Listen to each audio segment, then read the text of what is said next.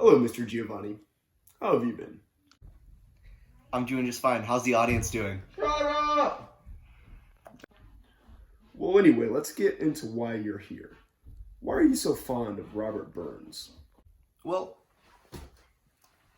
I would have to say it is because of his fascinating life. Growing up, he never really had much. He was a farmer's boy. Because of his lower class upbringing, he led many breathtaking poems about everyday objects, even love, giving lower class people something that they can relate to.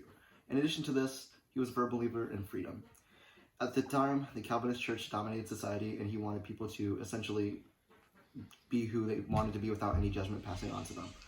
But with that being said, this man was no saint whatsoever.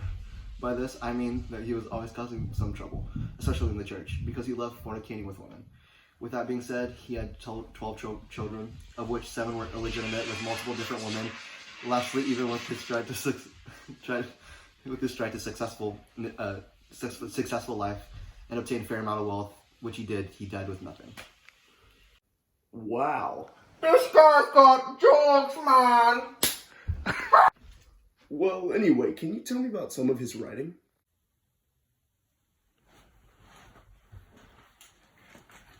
Well, to name a few, we have To a Mouse, Auld Lang Syne, and A Red, Red Rose. Auld Lang Syne, which means old long since, or interpreted as days gone by. This poem is usually sung around New Year's because of its meaning for forgetting the past and focusing on the future, and singing and drinking with the ones you love, as he puts it. We'll take a cup, oh kindness yet, for Auld Lang Syne. Another fantastic work from Mr. Burns is To a Mouse. This poem details a speaker plowing the mouse nest, which upon a first glance causes the speaker to speak poorly about the mouse and calling it small. Frightened which, as the poem progresses, forces the speaker to become sympathetic towards the tiny creature. Though lines such as, "Still you are blessed compared with me." This poem showed the audience that despite Burns being considered a womanizer and an avid drinker, he struggled in life having to worry about the future, such as making sure he could provide for his family. Whereas if the mouse tried to plan for the future, its plans would be destroyed just like how her nest was destroyed. Mice like the one in the poem would only have to worry about the present, which causes the speaker to become envious of the mice. Lastly, one of the most romantic poems to ever be written in history of humanity is The Red, Red Rose. This heartfelt poem describes the speaker's new and never-ending love for his beloved. In addition to this, he describes the passion as so beautiful and how no matter what, even if the sea's dry and the earth has gone downhill, he'll never stop loving her, and this poem was believed to be about his wife, Jean Arbor. But my favorite poem of all of his collection is Tam O'Shanter. That way!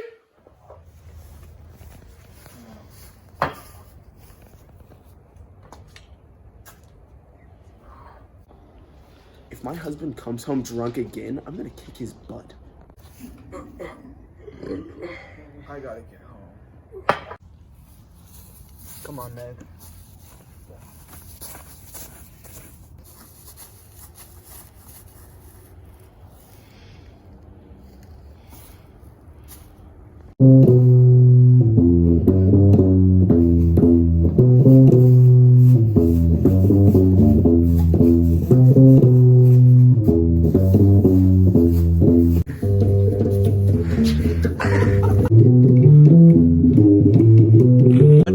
Ayo, Ma.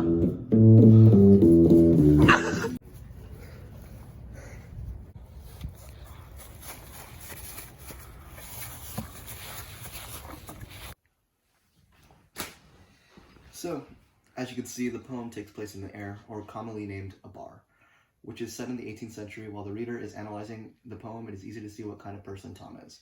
Simply put, he's a drinker, so much so that it angers his wife, just as we see in the actual poem itself. When reading the poem, something that came to my mind that was possibly Robert Burns could have explored the idea that our human pleasure is short-term, which is why we cherish it. I got this idea whenever I initially read the poem because of this statement. But pleasures are like poppy spread. You seize a flower, its bloom is shed, or as snow falls in the river, a moment white, then melts forever. This shows that maybe Tom cherishes getting inebriated so much so because it possibly takes him away from his issues that could be going on in his life and numbing his pain. Drinking late at night was common among farmers at the time, so I like to believe that Burns could have been writing for them to stay home and be safe during the dangers of what lurks around at night. Well, can you tell me about the characteristics of this poem and what makes it a mock epic and not a typical epic? Well, this poem was written in iambic pentameters that composes of 8 to 9 syllables. In addition to this, the lines of the poem are written in couplets. For example, when Tam was heading home for the first time, it was described as well mounted on his mare Meg, a better never lifted a leg. But on the topic of what makes Tam O'Shanter a mock epic essay is easy. Let's compare Beowulf and Tam O'Shanter. One thing that sticks out to me is the lesson learned. In Tam O'Shanter, there is no lesson learned. Moreover, he escapes his interaction with the witches and the devil unscathed, whereas a horse, Meg, lost her tail even though she was the one who was cautious from the get-go. But it was because of Tom's foolishness that she ended up being the one to end up hurt. Whereas Beowulf, he fights the dragon at the end, lets his pride and honor blind him, which led to him dying. Beowulf realized this because of his fatal injury. Lastly, I want to look at the role of women in this mock epic. In this poem, I would say this through the way that Burns portrays women in the poem, that they are, in a sense, objects. I say this because at the very beginning of the story, we found out that he has a wife, but while he's at the bar, the audience comes to find out that he's cheating on her with the landlady at the bar. This shows that women at this time were still not being respected, more so just being disregarded in terms of faithfulness, loyalty, and respect. Your clothes. Up. Well, thank you, Mr. Giovanni, on enlightening me on the poetry of Robert Burns. My pleasure.